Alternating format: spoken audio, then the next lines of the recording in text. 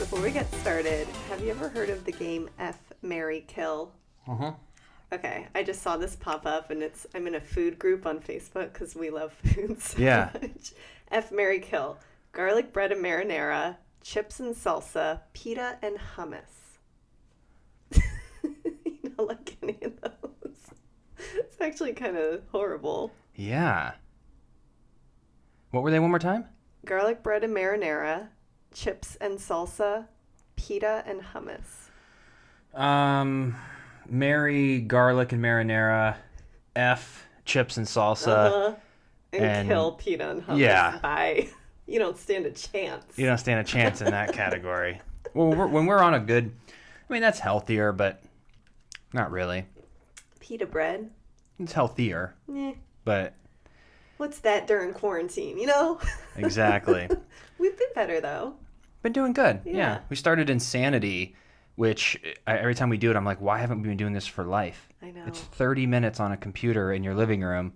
My heart rate tough, though. Was through the roof. I have pools of sweat everywhere. And we burned 180 calories today because we don't go like full out because we don't want to get hurt. We're building ourselves into it. Right. But really one hell of a workout. So good. I am so sore. Yeah. Gets ya. We sweat. We have to clean the floors every time. Mainly me. I mean, I sweat too, but what a workout. Insanity, guys. It is. Well, welcome everyone to the Freddie and Alyssa Show. If you're new to the channel, please subscribe, like, comment, all that fun YouTube stuff. We've been putting out content now for over 2 years. Feel free to look around our channel, find some entertainment. We got some cool videos out there. And also, we're bookable on Cameo. Been having fun connecting with a lot of wonderful people out there. Mother's Day is Sunday. If your mom is a Days fan, especially a Sunny fan, and you want to do something special... Be the best kid ever and get yourself a cameo for your mama. Get yourself... That should be the commercial we do. Get yourself a cameo for your mama. But yeah, it's cameo.com/FMSmith319. We have the link in the description as well. And we're celebrating right now because Cinco de Mayo is not just a celebration. Yeah. We actually... This day is very significant for us and is going to be even more significant in the future. You have to tell us why, baby. I think I'm going to let you tell us why. Oh, no. What happened on Cinco de Mayo 2010? Okay, so 10 years ago, Freddie and I were hanging out. We were waiting, I believe, for a lot of our friends to confirm some Cinco de Mayo plans, and everyone kind of bailed, and so... I was texting Fred, and we were just friends at the time. I was like, what are you doing? And we decided we were going to get together. I was going to go to his apartment, bring over a couple, what? Is that how the story went? I think so. I thought we were all together. No. I thought we were already planning on meeting at my house or my apartment. Did we? Weren't we planning on meeting at my apartment? I just remember coming to your house. Yeah, okay. I see it. I remember it different. And we either hung out earlier that day. Is that what you believe? Like maybe by the pool or something? No, I just thought that we were all going to meet at my place, and then we were all going to go to a party from there. Or did that not happen that way? I don't know. We went. 10 years. But I do remember you didn't come over with the beer because we went to that 7-Eleven on... I didn't come over with it.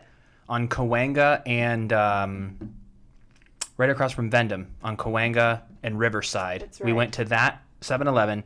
And you got a 6-pack of... Wheat beer. Or 12, I can't remember. I think it was a 6. And I remember you paying for it. Huh.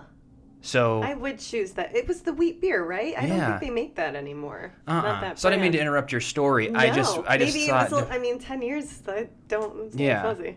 I just remember walking into your apartment with that 6-pack of wheat beer. Yeah. It was like my main thing. Anywho, long story short... We were hanging out. All of our friends ended up kind of bailing, and there were no plans, or a party got canceled, and we're like, well, let's just kick it here and hang out.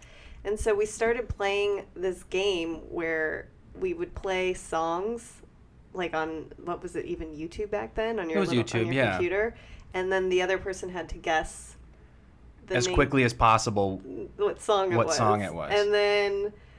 After that, one thing led to another, and Mr. Freddie Smith gave me a little smoochy smooch. Yeah. And we went from friends to... Friends who've kissed. Yeah, friends who've kissed. Cause now, young Fred, he tried to create a title of Friends with Benefits, but it ended up just being Friends Who've Kissed. But it was still special. Right. And so that's really good. You know, you're a good girl. I am a good girl. It took more than 3 Bud Light Wheats to put you in the Friends with Benefit zone. Oh my gosh. Well, and then I ended up falling asleep there because we had drank, and I obviously wasn't going to head home. And I woke up in the middle of the night, and that's kind of my move. I like to be at home. I didn't even tell you. No, I just woke up. After kissing a girl I have a crush on, then we like fell asleep together, and then woke up and you were gone. Oh man, good times. So but, yeah, Cinco de Mayo was the first kiss, and then I don't know what happened, but because that was the summer of love. Summer of love, baby. We were clubbing and partying. We kind of both were dating other people. Yeah. We didn't really date, but we were like dating around, like dated and hanging out. So that took another. It's crazy. Another over a year. Mm-hmm. And then finally, I opened my eyes, and we moved in together right away. 3 weeks later. It's crazy. Yeah. But we had been friends for so long, and when I moved in, it wasn't supposed to be long term. I was just looking for a new place to stay, and I never left. You know what's crazy? Huh. And it's always crazy bringing up people's names the audience doesn't know about, right. But it's just interesting for us. Do you remember who you almost moved in with? Yes. And how funny, because we just brought up Stephanie's name the other day. And I almost lived with her. And you saw that time hop with her. Oh, today. Like, from 10 all years of a sudden, ago. we have a friend, Stephanie, who, in the past, like, 5 years, I don't think, we've... Yeah. It's like, she's, like, popping up all the time now. But I think she lives in Texas now. Yeah. It was just super crazy, because I remember you two were potentially gonna move in together, and I was living with Mio. And I came back because I remember we had my very first Emmys was in Vegas. That's right. So that was in 2011, like June. I came back, and a week later you moved in. That's insane. Yep. And then you had your 24th birthday, and we had that townhome. Uh-huh. And there was that ledge. And you put all the gifts, 24 And I got 24 gifts. bags, little mini bags, and I filled and then lined it up on top of that ledge, and you opened up 24 gifts. You were really pulling out the stops in the beginning. Yeah, and they weren't crazy. Like, one was chapstick. Like, it was but thoughtful. It was cute and thoughtful. And then I got you... I'm addicted to chapstick. And the big gift was the tickets to Skrillex. Wow. Yeah. Wow. Well, and then when we went to that concert, we didn't stay long because the beer garden was closed, and just so many people were just like crazy there. We're like, maybe we'll go home. Well, yeah, because I remember we were so excited to go to our first like EDM type thing, but everybody in those rave type EDM places, people are on drugs, which we never did. But we wanted to drink. Yeah. And somehow some underage girl got caught. That's right. Drinking at the beer garden at this festival. Mm-hmm. And so because she was underage, they shut down all alcohol sales for everyone there. God, so here we were, people who snuck in Molly, we're sober, getting ready to drink. They shut it down. So we're at this EDM thing where people are out of their minds, and we're just like sober, like, woo! That's why we left. And we left. Oh, that's right. We stayed for like an hour. Yeah. But it was just I remember walking insane. around and just seeing all these people dancing in crazy outfits. I was like, they're having so much fun. Yeah. So. What a time to be alive. So yeah, we had your birthday, and then how much longer did we live with Mio? Because you and Mio lived together, and then we moved to Bellflower. Yeah. I think we lived together maybe under a year. Do you think we lived with him? I think so. Because we had a Christmas together. I remember having a tree in that very first apartment. Yeah, I think we were there for about a year. And then we moved into our own place. Mm-hmm. Oh, that place was so beautiful. I remember back then we had this huge discussion because, so get this, everyone. This is an interesting story. This is what I love about like bringing up old stories, because it reminds me of other stories I never would have thought of. So there was this place, it's a condo, and it was, I forget the address, but we called it the Bellflower. We've moved 13 times in 14 years, so we have all these different apartments. But this was the Bellflower. It was in the North Hollywood Arts District, like right off the corner there. And it was a condo. It was a 2-bed, 2-bath condo with stairs and a loft. Mm-hmm. And it had a video camera where you could see who's like dialing in downstairs. It had a 12-foot or 10-foot shower with 2 nozzles. So we used to be able to shower because we don't shower together because it's like if you don't have that kind of shower, it's annoying. You're just like standing in the cold, like shivering. Move. Yeah, not our thing. But in that place, we did all the time because you each had your own head, your own It was nozzle. huge. It was amazing. It was awesome, and the kitchen was like industrial. I'm talking like State of the art. It was amazing. Yeah. And back then, it was $2,300. Which we were like, because the place we were at was $1,750. We were splitting with Mio, right. and I was like, this is a huge jump. But I had just got on days, making a little more money, and we talked about it, and I was like, do you want to, like, should we do this? And we were like, all right, let's do it. Interesting enough about that, I bet you that place, if it was renting right now, would be like $3,500. Of course. It was because top of floor. Oh, yeah, it's amazing. Insane. But here's the sad part. We got a knock at the door around a year later from that place, and it should have been a blessing, but this is a longer story on how much we want to go into this. Someone knocked on the door, and they sold the building, and they were offering each tenant in there, you can leave in 60 days, or you can buy the condo. And they gave us a price of $419,000, which at the time I had just started, and with our incomes together, and because of my crooked business manager, which I don't know if you want to get into that in this podcast, we haven't really talked about that in a while, we couldn't get the place. And we're like, it wasn't meant to be. So we moved, we rented somewhere else. Now when you look at that place, they have built up North Hollywood district so much that place now that was $419 is now going for $599. So we would have had that. Though, at the moment, who knows what's going to happen with the market? I know, but it's just so interesting that we had a shot at getting a place at that caliber. It's unreal. It's unreal, and it just didn't work out. Well, what else is crazy is we were forced to leave there, and so we found this new building. It had just been built. It was brand new, and they had this raffle that it was, hey, if you sign up today to become a tenant, you can win free rent for a year in the penthouse. And we're like, yeah, okay, that'll work. But we did it. And long story short, we won. So we got free rent for a year in a penthouse, a 2-bedroom penthouse. So I guess I couldn't complain. So, I mean, things are kind of crazy how they happen. Do you want to hear the scandalous part of that, which we'll me. never know? So we moved into that place, which, by the way, was right. Did we mention the place? I don't want to give it. Did you mention the name of it? I didn't say the name. You didn't say the name of it? No. Well, it was right across from, sorry, Rob, if we did give it away. But we lived right across the street from Robert Scott Wilson. And that was right when he started. I mean, he was literally like, you could wave to him. That's yeah. Right. And the neighbor next to us, he was in a different building, but I just thought that'd be interesting to share. Yeah. But the neighbor next to us was this guy who was like on drugs, and he was playing EDM, to bring that back, till 7 o'clock in the morning. There was, the cops called many times for domestic violence. Like, it was prostitutes, just it crazy was stuff insane. And we're like, what the hell? This building is brand new. There's only like 27 people living in it, and this guy was next to us. And he would open his doors toward the pool, which was next to our balcony. And be the DJ for the building. It was so loud. He was like crazy. It was insane. And it was also because of the cops always coming, and like you don't want to knock and create something. So we were complaining to the management over and over and over and over. We're like, we got to get, like, this is unbearable. And then what do you know? 3 weeks later, when the drawing happens, we just so happened to be picked for the free rent. Hey. Was that by chance or because they were really amazing people? And they were like, we got to get them out of there because the building wasn't full. We just so happened to be unlucky to be next to them, but I don't think there was anybody above. We were on the top floor. That's right. But they ended up moving us, and they moved us to a 2-bed, 2-bath penthouse. That's sick. Where there was a stairwell to the left and another stairwell to the right. So we had no neighbors. Just one.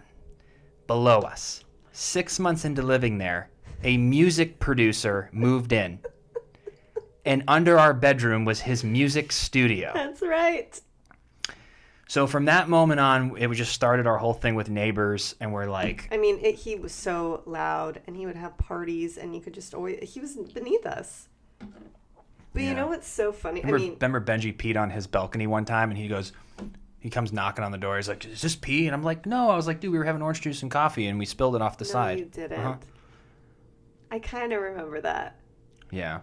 It's so crazy, though, because I remember when they announced it that we won, you found out first. They called you, you went downstairs, and I was getting my hair done.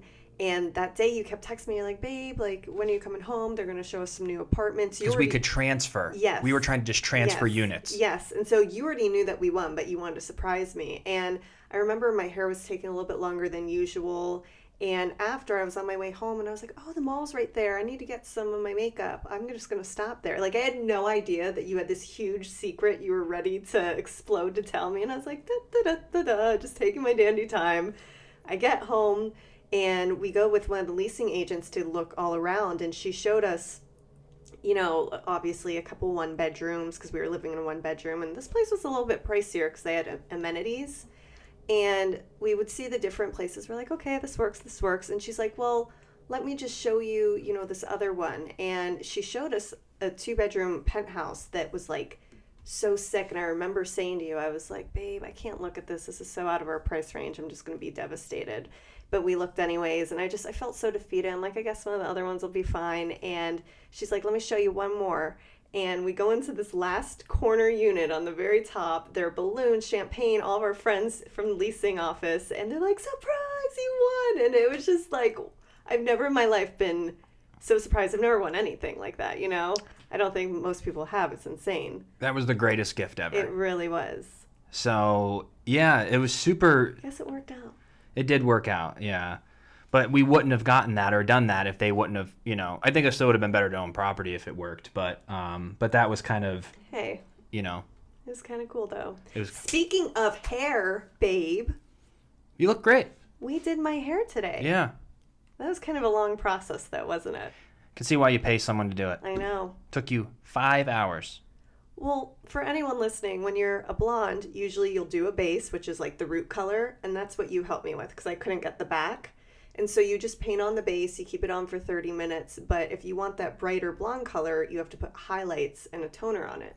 That's where I kind of was nervous because with foils, you got to sit and grab the right amount of hair. You don't want your highlights to be like super chunky. So I did a couple. I think it turned out pretty well. I'm pretty happy. Yeah. You know, for at home. I think it'll be good. I want to shift gears because this is really interesting because we basically, Alyssa and I's routine has now become, we work from 10 to 6, 10 to 8 every day. And when we say work, it's like we're doing a lot of different things. Emails, we're stopping to eat and all that stuff. But that's basically our work days from like 8 to 10. Yeah. 8 to 10? Or from 10 to 8. And then we'll shower. And then from like 9 to 2 in the morning, it's amazing. It's the best. We just watch Netflix, movies, and all this stuff. Tonight, by the time I edit everything, we probably won't get to start till like 10:30 or 11, but we'll have another 3 hours. So we're like watching everything, catching up on everything. And we like to bring you the do's and the don'ts so you don't waste your time because we're putting our time in so that you don't have to, but might have different taste. But what was your opinion on the Netflix limited series, Hollywood? Ooh. Okay, it was definitely a little bit different than what I thought it was going to be. There was like a lot of suggestive sex scenes and stuff in the beginning, which is fine. It just was a little bit more than I had thought. I didn't realize it was going to take that turn, but a couple eps in, the story completely switched. I mean, even the first few episodes, they were all amazing. It was just done really, really well. Interesting, very interesting watch, and some of it was based on true stories and real life, real people, like Rock Hudson, this famous actor from back then. The last episode, I felt the tone wasn't the same as the rest of the series, but what a heck of a watch. What did you think? Yeah, it still wrapped up well. It was the only like slightly contrived part of the whole thing. Mm-hmm. So I don't know what that was. They were just wrapping up stories, but it shouldn't deter you from watching it. It's about 6.5 hours in total. And it's just about, acting in the 1940s. Mm-hmm. And essentially too, it really was shining a light on having an African-American lead. It was about being out as a gay man in Hollywood. And I don't want to sound ignorant here, but I believe they were trying to share. I don't think people like came out back then on red carpets and stuff. I think they were basically sharing like, imagine if we could have done this in the 40s and 50s if people were more tolerant. I think so. Than it was to now. You know, we could research that. It just doesn't seem like that would be, but it was amazing to watch people. And yet again, Hollywood has done a really good job, regardless of what you think of Hollywood. Those are the stories that we need to see because they have done, because I remember in 2010, when I got a call from my agent about playing a gay role in 90210, was a huge discussion. Yeah. Because there were no gay roles. Yeah. In a supporting or lead setting. It was kind of a stereotypical gay man, like a flamboyant hairdresser, or it was never represented correctly. Yeah. In 2010, it was a big deal. 2011, it was a big deal with Days too. And now being kind of in that thing as an actor, in the movement, seeing where we've come in 9 years is incredible. Of course. It's not anymore a spectacle of like, oh, look, it's a gay character. It's kind of just like become part of the entertainment business. Yeah. And I'm just really happy I got to be kind of a part of that, you know, like being able to play those characters and to see the movement and to see how it's all changed. And there's a long way to go, but it's really come a long way. Yeah. And it's a really great story, but it also shined light on how nasty people are in Hollywood. And I am so, not everyone, but I am so happy. I am so grateful that actors who know how to work it correctly are now in control, and you don't have to rely on the managers and agents and these studio heads because they had all the leverage back then. And I believe that's how someone like Harvey Weinstein got away with it. They depicted it beautifully. And beautifully is the wrong word, but they told the story beautifully. No, it wasn't beautiful acts of how, hey, I'm an agent. You're going to do this to me, and I'll make you a star. Because what else were you going to do? Well, and even, too, so interesting because they were showing in that show that the agents or managers will be like, okay, you're going to be in this class. You're going to do this with your hair. You're going to get these teeth. You're going to look like this. You're going to do X, Y, and Z. Just all the control. And I know you and I both, in the beginning when we moved here, that's how managers and agents would treat you because you're just this new young kid off the bus. And they're like, you're going to do whatever I tell you in the sense of trying to control, look like this, act like this. All of it's just literally trying to control every part and aspect of who you are, why you're not bookable, or why you can't get in the room, or why you can, when really it was up to them to get you in the room. And if they didn't have the right connections, they'd be like, oh, you have to get new headshots. Oh, you have to change your hair color. It was just always something. It's like going to a real estate agent saying, I want to buy a house. And they're like, well, you're not going to be able to buy a house looking like that. You need to lose weight. You need to do your teeth. You need to do your hair. And that's why you're not getting a house. It's like, I'm paying you to get me a house. Isn't it your job to get me the house? And we just went through, I went through that. Luckily, and you said that too. Luckily, we were never put in a casting couch position. Yeah. I never felt violated ever. No, same. But there were definitely moments of, you know, not that I was uncomfortable, like, but I was aware of the subtle, like, inappropriateness. Yeah, sure. You know, I never feared for my life. I was never touched or anything like that. But I was definitely in positions that I'm just like, this is so weird. Yeah. This is so strange. Like, who talks like this? But because I was 18 and because I moved here from Ohio and because I was 18, you don't have any context to the real world. No. You might think this is just what it is to be an adult. This is just what it is to be in Hollywood. But just like the way, like even my first manager, you know, just had this, you know, control aspect of like pumping me up and no offense to any extras, but the one thing that he did say is he gave me the biggest head ever. He was like, he goes, you are a movie star. You are a star. He goes, stars don't do extra work. And at the time, that can be debated and argued. I don't want to touch on that whole thing, whether you do extra work or not. But he was basically saying, you're not in behind the scenes. You are the star. And he was always pumping me up. But he also pinned us all against each other. So he would bring all these young, attractive boys from 18 to 22 years old, all these young, attractive boys, and he would coach us, and he would take our headshots, and he would pump us up but then break us down, and then he'd pin everyone against each other. Yep. And he goes, you can't hang out. He hated that a lot of us became friends and hung out.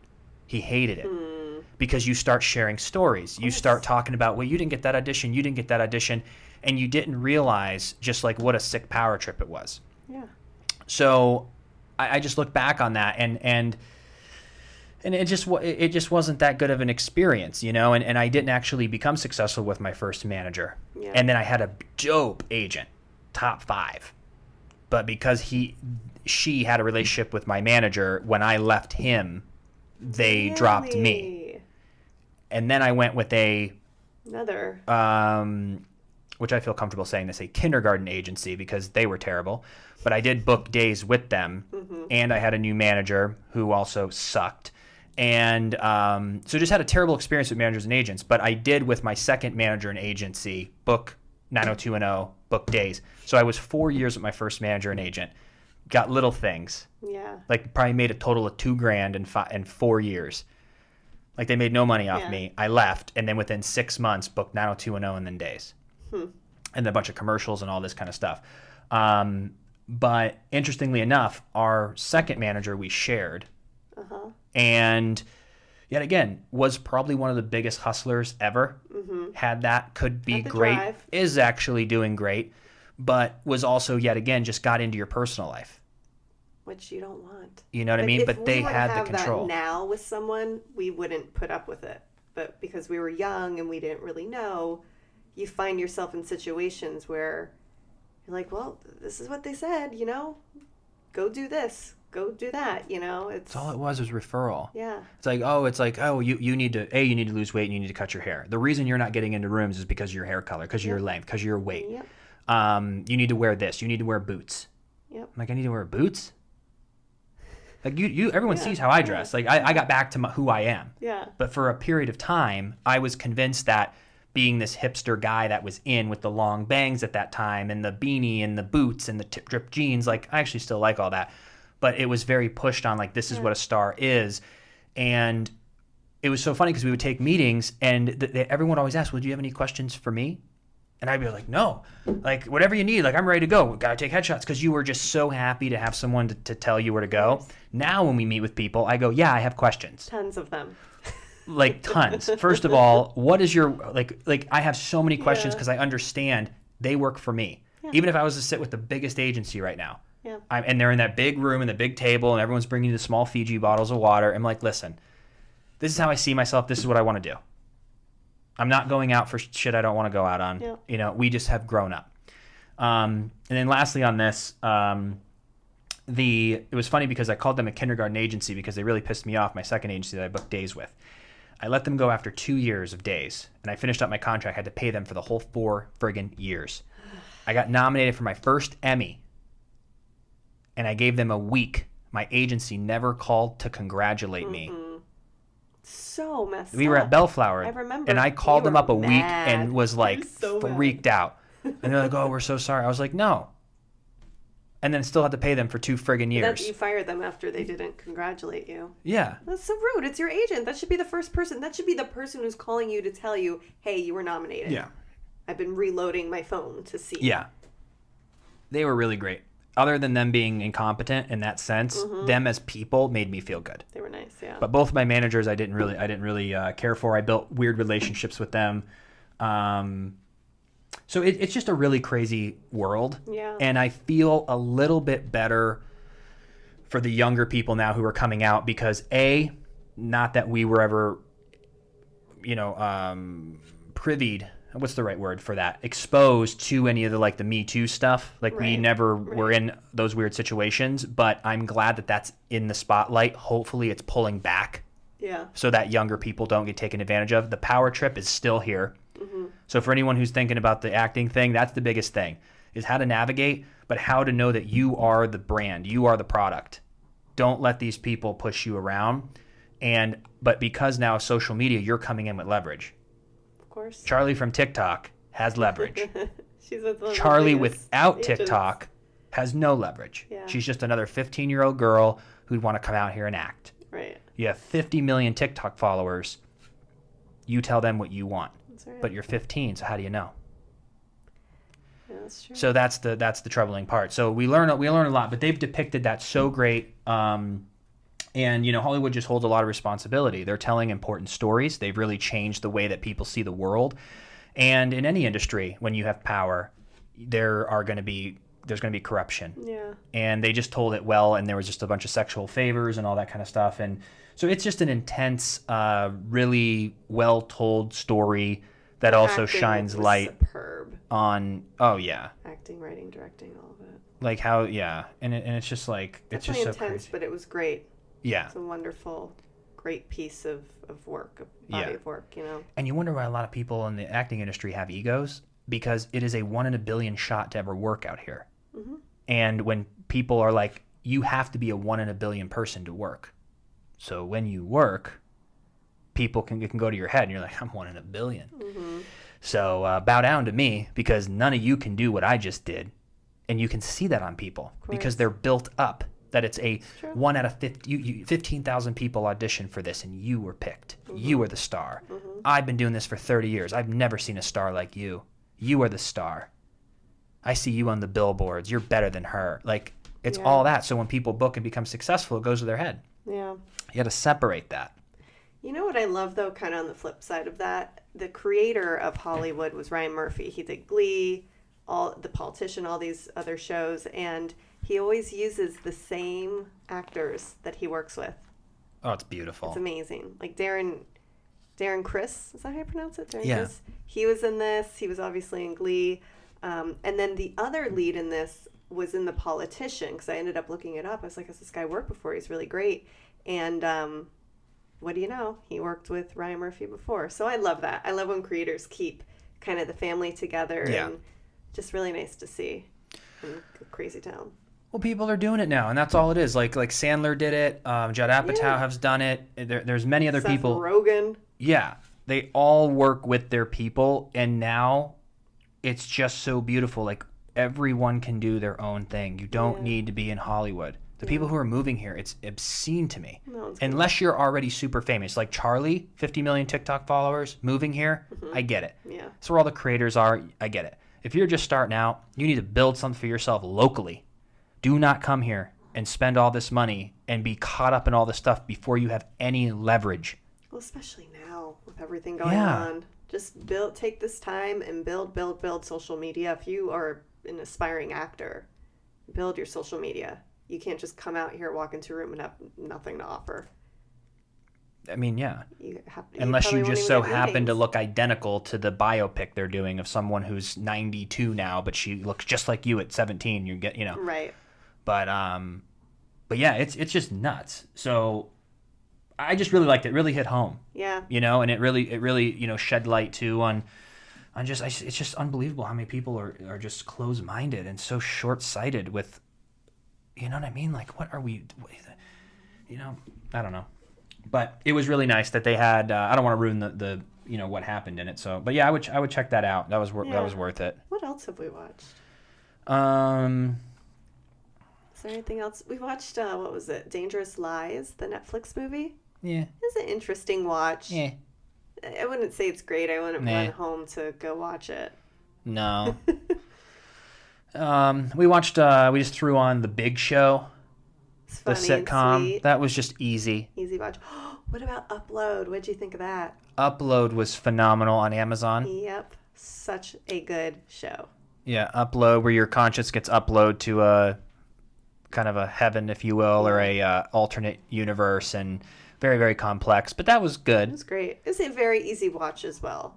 Yeah. Like if you just want to sit back and enjoy something that's interesting, kind of thought-provoking, Benji. Hollywood is definitely something more. Yeah. You know what I mean? Yes, absolutely. But yeah, we'll see what we watch tonight. But we're like knocking out a bunch of content. It's kind of nice just to see what's out there, and it's a good little escape. Escape is at its finest. Yeah. So well, let's hop off. Let's get some dinner, and then we'll make another one really soon, because we want to try and see if our moms will come on for Mother's Day. Yes. Well, happy anniversary, Boo. 10 years. Cheers, baby. Our first kiss. 10 years into 10,000 more Love because it. our conscience will be uploaded to an alternate universe where we can spend eternity together. Yes. Love you. Love you.